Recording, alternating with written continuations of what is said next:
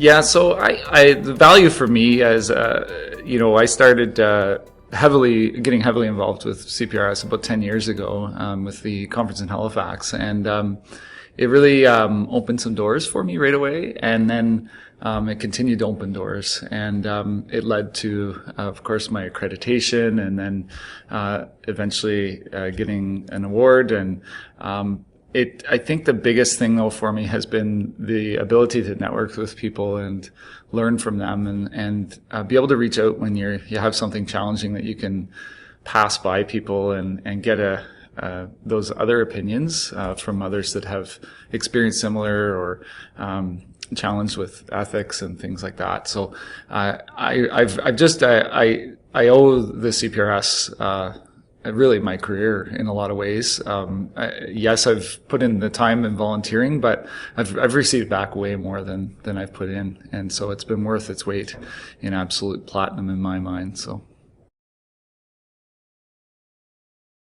I think the one that gets me quite a bit is what level of information that people receive that they truly trust. I see a really challenge ahead, not just ahead, it's current, it's today of what is real that's being put in front of people. So the application of a filter by people is not really done very well, and I think our profession does quite a good job of making sure that we're putting good information out there.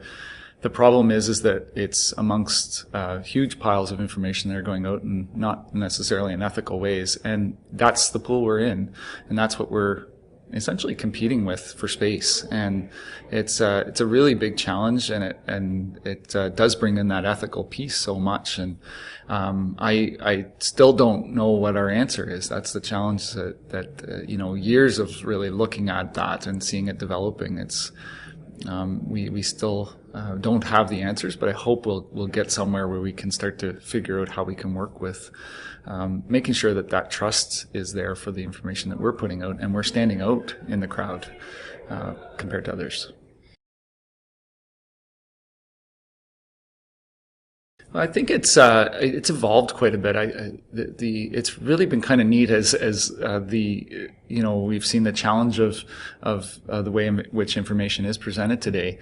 At the same time, public relations, I feel, has become elevated within organizations for being more ethical and for being that second thought that is passed over lots of things. I have lots of things that come across my desk that people are really struggling with that ethical line and where it should be, and they come and reach out to us to see where should we draw that line and why should we draw that line there, and we're able to demonstrate that, and I think it's really valuable to the people in our organizations and working with us.